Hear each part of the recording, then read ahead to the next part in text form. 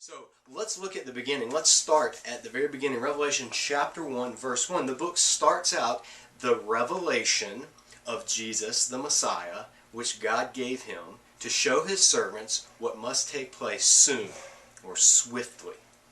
Now, I want to pause because right at the outset, again, Revelation, the first word of the book is the apocalypsis.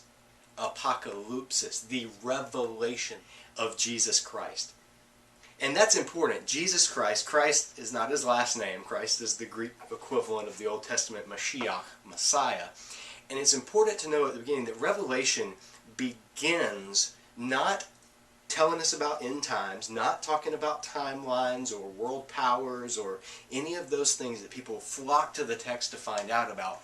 Revelation begins with a person, with Jesus. It is the revelation of Jesus. He is the subject of Revelation, not the end times, not nuclear war and World War III, not the Middle East, not any of that. Jesus is the subject. This is his self-revealing. The book begins with a person, Jesus. And we'll see when we get to chapter 22, it ends with a person, Jesus. So from beginning to end, the book is about Jesus. It's the revelation of Jesus. If we miss that, then we're going to go off in a whole different direction that the book is not intending to describe. It's a revelation of himself. Because the early churches needed to know, who is this man that we've given our life to? Who is this person that we are dying for? And why should we continue to follow him? At the time Revelation was written, most likely during the reign of the Emperor Domitian. Domitian reigned from 81 to 96 AD. And although I should point out some scholars, we'll talk about this view in a minute, hold that Revelation was written earlier, during or before the time of Nero. Nero reigned 54 to 68 AD. I've given you a list of the emperors and when they reigned in your workbook on page 5. Some people hold that Revelation was written earlier, during the time of Nero, and that all of the events that it describes, that it depicts as future events, are really descriptions of the events that would happen at the destruction of Jerusalem. And therefore Revelation was written during Nero, looking forward to Jerusalem's destruction. And all of the events that we read about, the cataclysmic events, those are to be read as the fall of Jerusalem, rather than something in the future. We'll talk about that school of thought in just a minute. But most scholars, the vast majority of biblical scholars, liberal, evangelical, mainline, however you want to look at it, the vast majority of scholars believe that Revelation was written sometime around 90 AD, during the reign of Domitian. And during the reign of Domitian, if we look at Roman history for just a second, in the first century, Christianity had spread all the way to Rome, through Peter, through Paul, through missionary journeys, and just the church spreading, the gospel was spreading. So by the time of Nero, late 60s AD, Christians had become this distinct and odd, peculiar minority. Well, during the time of Nero, that's when Christians first started becoming persecuted for their faith. And it wasn't on an empire-wide scale, but it was intense, it was severe. Nero was pretty messed up. Nero would take Christians and throw them to the animals in the Colosseums as halftime entertainment during the gladiator shows, or would dip them in pitch and hang them up in his backyard in the palaces and light them on fire, and that would be the lighting for his palace barbecues. Nero was bad. Nero demanded Nero was the first emperor that demanded to be worshipped as a god, as the embodiment of the gods. And so Nero became, as we'll see later, the prototype for a tyrannical, persecuting, evil ruler. Well, Nero came and went.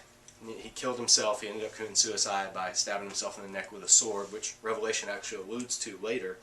And after Nero, there was all of this confusion in 69 AD, and a number of emperors took the throne for less than a year.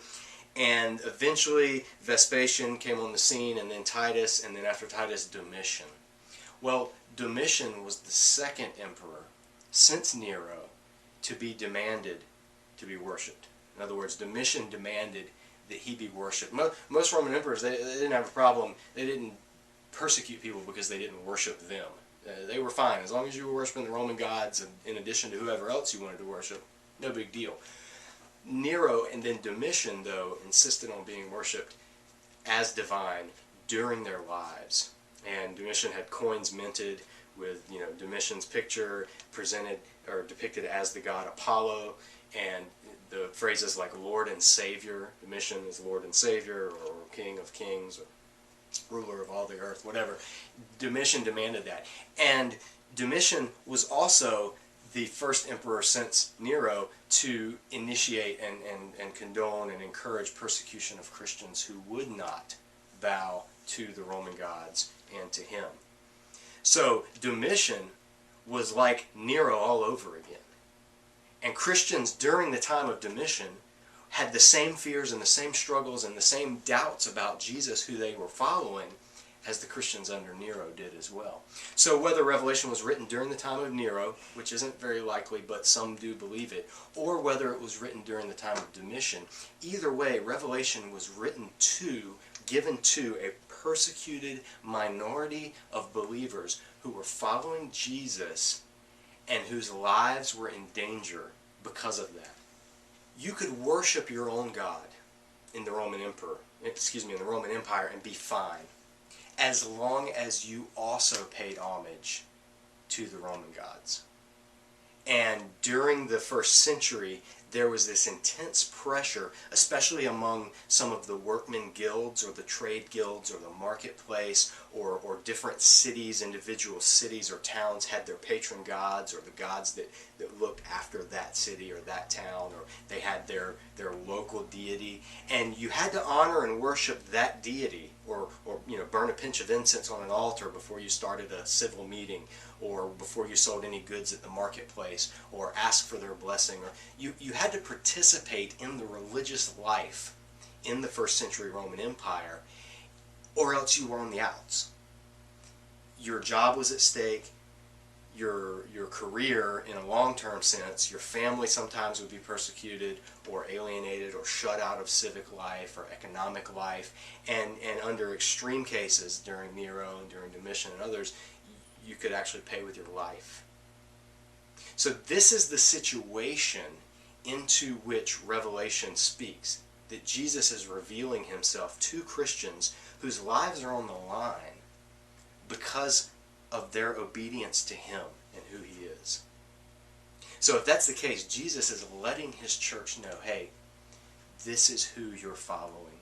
Let me show you what reality is. Now there's I'm a fan of movies, and one of the best analogies to what Revelation is that I've ever seen in a movie is from The Matrix. If you've ever seen the Matrix movies, from the first film, The Matrix, Lawrence Fishburne, Keanu Reeves, and in The Matrix, there's a scene near the beginning of the first film where the character Morpheus comes to this character Neo, and Morpheus presents Neo with a choice. Presents Neo with this choice. He can continue to live in his day-to-day world where he works in an office building, where he hacks around on computers at night, and where he has this secret identity, but it's pretty much the world as we know it. Or he can see the world how it truly is. And so Morpheus, at one point in the movie, he holds out to Neo two pills, a red pill and a blue pill. He says, if you take this blue pill, you wake up in your bed, you won't remember any of this, life will go on as you think it is. But if you take this red pill, you're going to see reality. You're going to see that everything you thought was true is not at all true. And obviously, because it would be a terrible movie if he took the blue pill, Neo takes the red pill.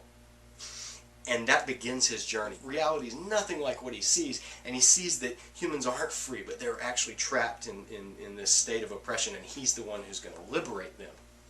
Now, that's a really short and really terrible summary of The Matrix. Go watch the movie instead. It'll blow your mind.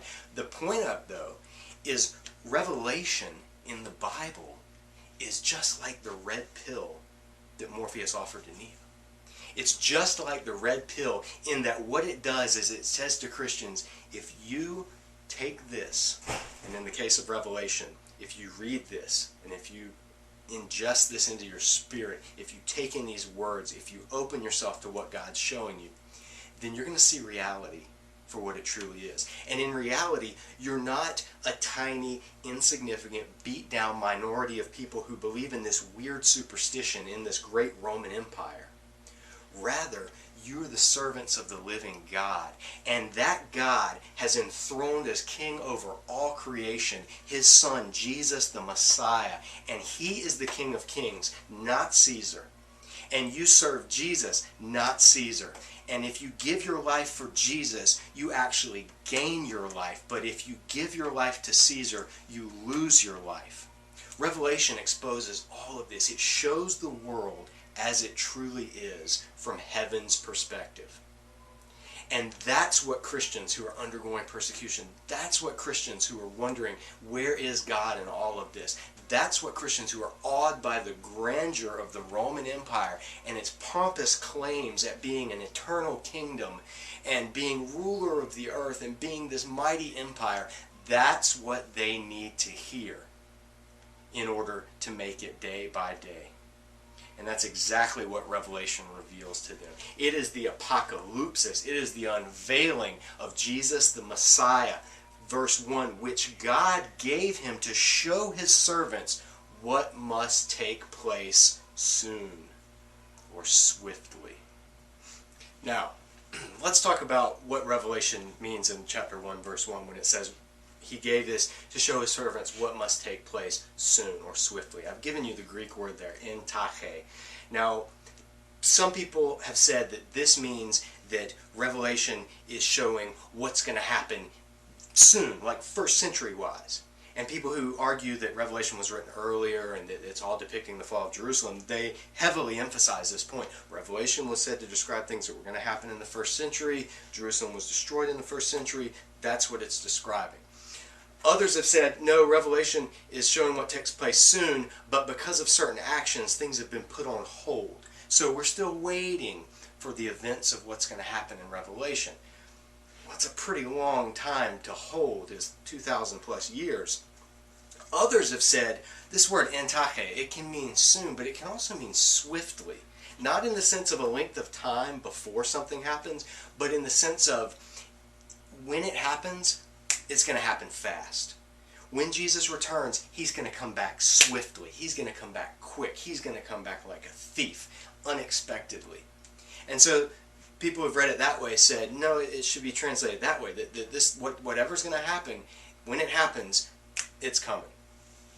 I leave that up to you. I've given you both words there. There's some good points on either side. I think more than anything what Revelation doesn't allow us to do is put all of the events off into the future, because it does say that certain things are going to begin happening very soon. But at the same time, I don't think everything of Revelation is exhausted by the events that happened in the first century. And on that note, I want to pause and talk for a second, do a little excursus about the ways of approaching Revelation before we get further in, because how you approach the book and the grid through which you filter Revelation will determine how you understand it. There are four main schools of thought or approaches that people have taken in interpreting Revelation. Now, the most popular view, and the one that's been spread through Christian TV and media, and this is probably your default view, and you don't even know it, at least it is for most people, is the view called futurist, the futurist approach. Now, futurists read Revelation, and they say Revelation is depicting stuff that is going to happen in the future.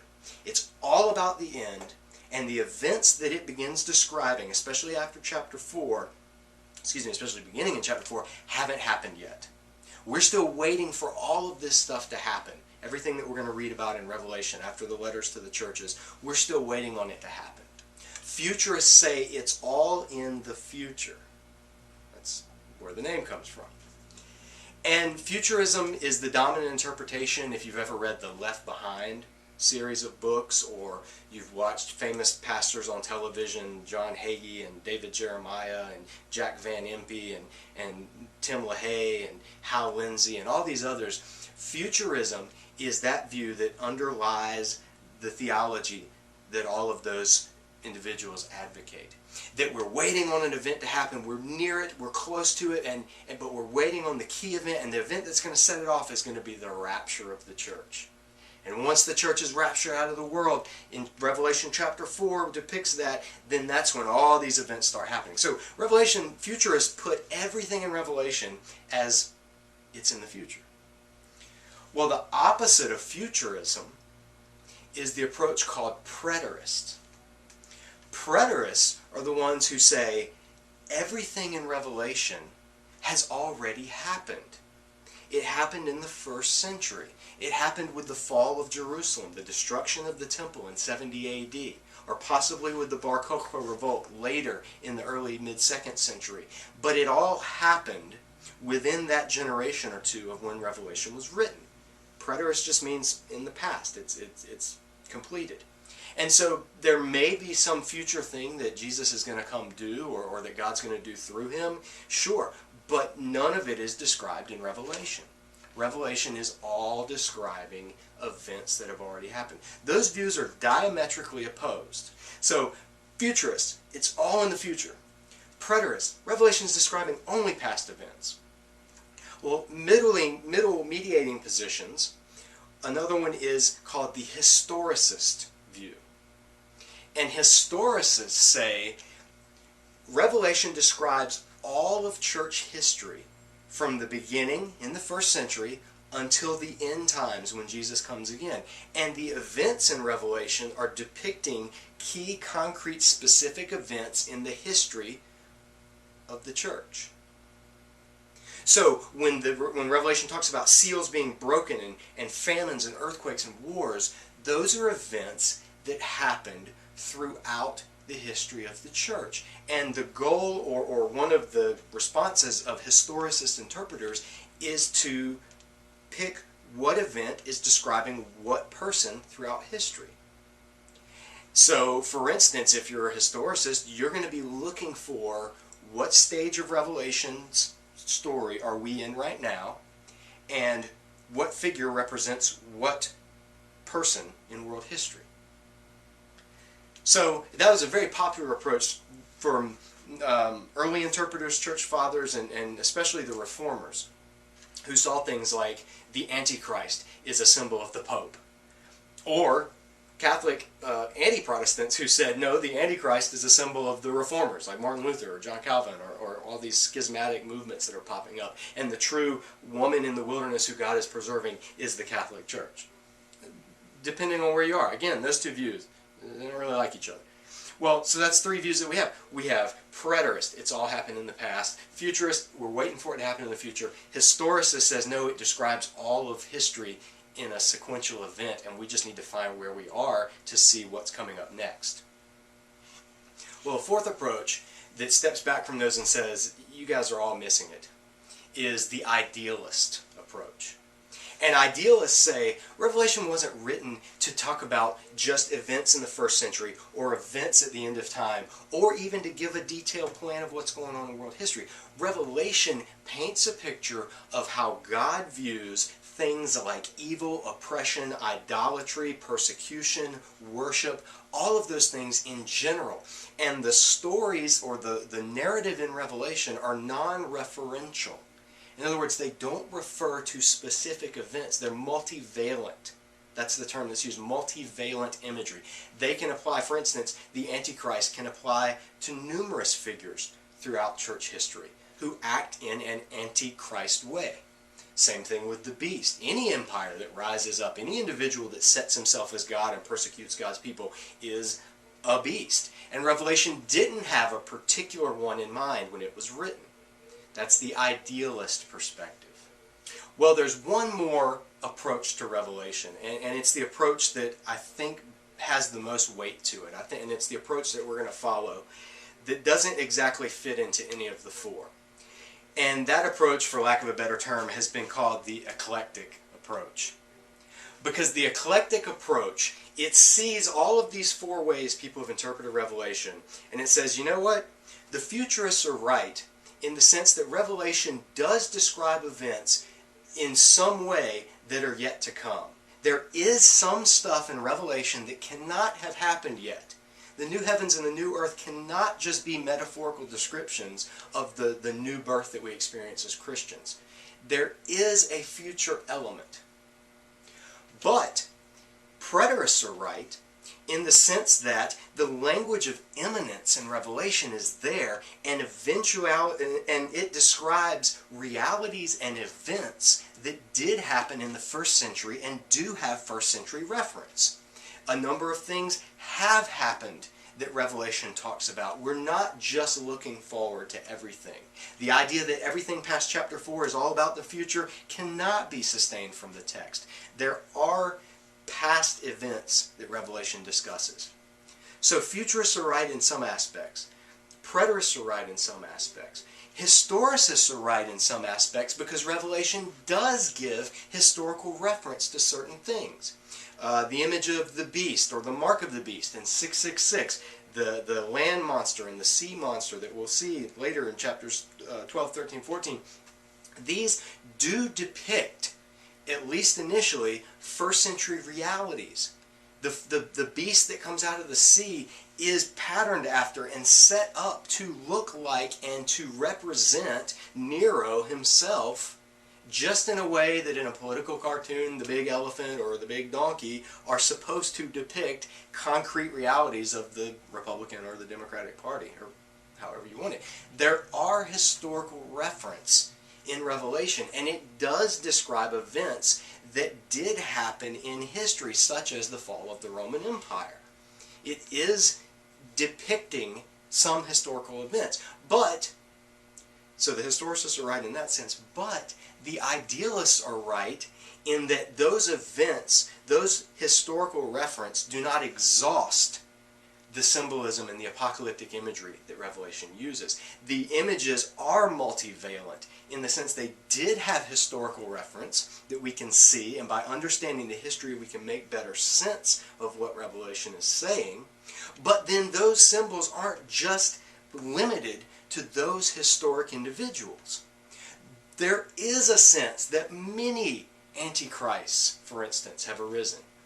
It's a whole other story, we'll get into it later, but the point is that the symbols and the images can have ongoing recapitulating significance. In other words, something can describe a past event from Israel's history, like the fall of Babylon, and then that image can be used to describe a present event in the life of Revelation's writer John, the fall of Rome or Jerusalem. And then that can also foreshadow or be a type of, or be a paradigm for a future final culmination fall of evil in the end. In other words, biblical prophecy can have multiple reference but still be initially rooted in a concrete event. All of this setting the stage to say the futurist approach, the preterist approach, the historicist approach, and the idealist approach all have truth in them. But none of them by itself is adequate to encompass all of what Revelation says. And so we're going to take the eclectic approach. We're going to take an approach that says, let's just let the text say what it says without first enforcing a paradigm on it, and then see what makes the most sense. And that's the goal of this course in studying Revelation, is not that you come away with a particular view of Revelation, like one of the schools of thought, or even that you agree with the view that I'm going to be presenting or the way I'm going to approach the text. Study on your own and come to a conclusion that you're comfortable with and that's based on the text of Revelation. The chapter 1, verse 1, the apocalypsis, the unveiling of Jesus the Messiah, which God gave him to show his servants what must take place soon or swiftly. Jesus is the focus of Revelation, not a system of theology, not a view of the end times, not a stance on Israel or the Middle East or any of that, although those will be influenced by how we approach it. So let's read Revelation on its own terms and see what it has to tell us.